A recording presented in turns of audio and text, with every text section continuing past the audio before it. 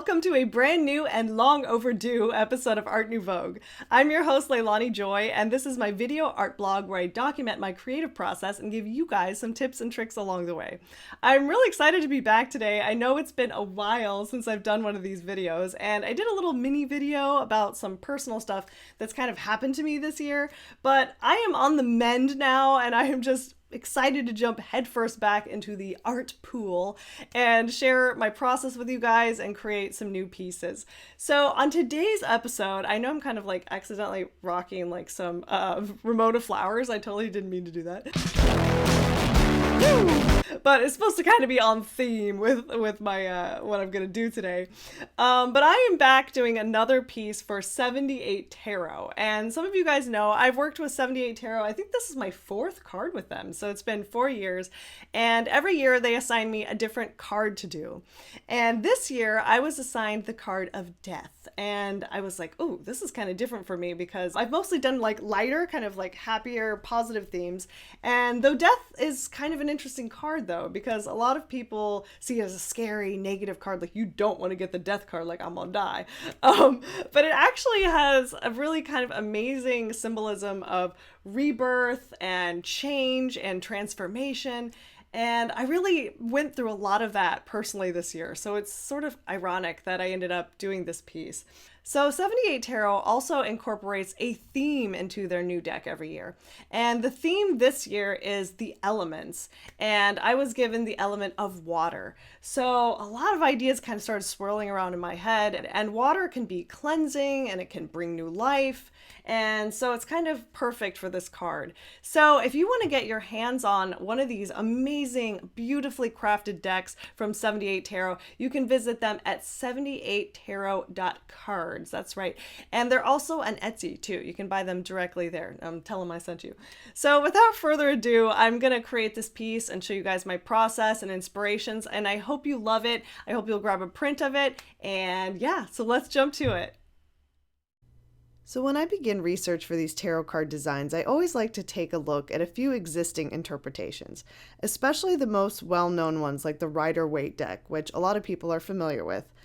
I often like to try and incorporate a little hint of these traditional cards in my own design.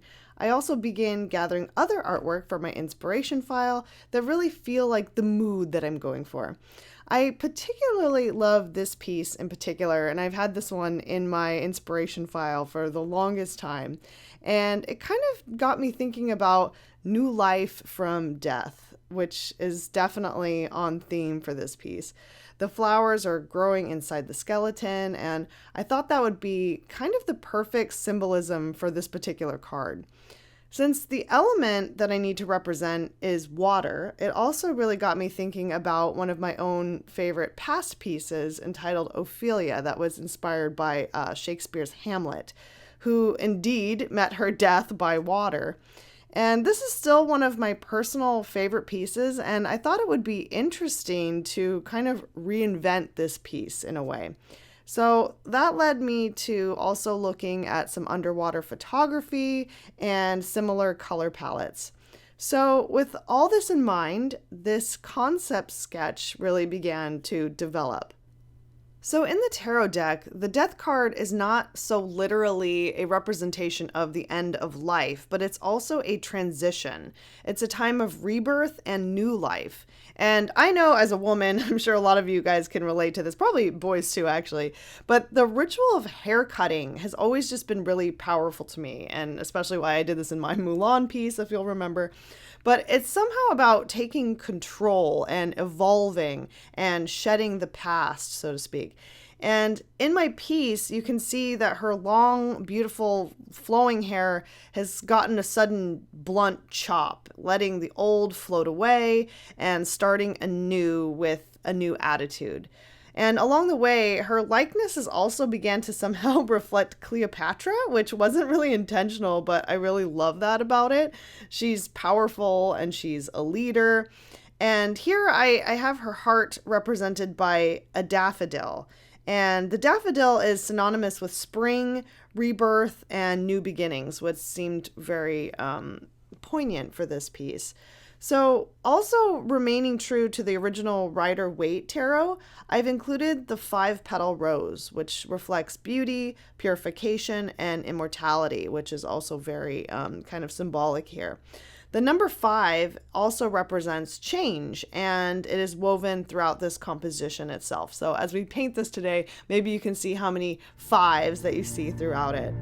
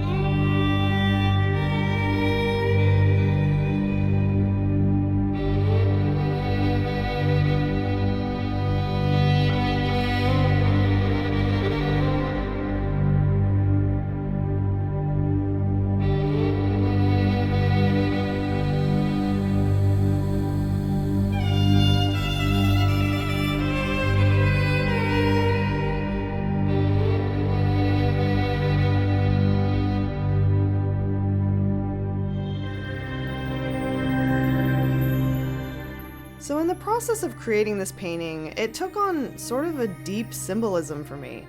I wanted to show the beauty in the cycle of loss, failure, and our magnificent ability that we have to overcome and rise again even stronger than before. And this piece was personally transformative for me as an artist, as I was creating it during a time of personal loss, self-doubt, and definitely a bit of creative apathy. But as I started placing the final strokes down, I really felt my heart swell with inspiration and this newfound love for my craft, and a sort of rebirth began, which is kind of an incredible experience to have while you're creating a piece of art, which is always very personal.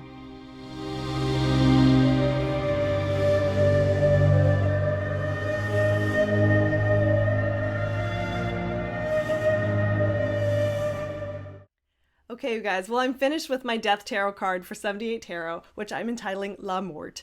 And before I reveal the final piece, I want to give a shout out to the owner of this original, Linda. Thank you so much. She has a home in Scotland. I'm glad she survived the journey. I always freak out. It's like shipping your children in a box and like hoping they make it there.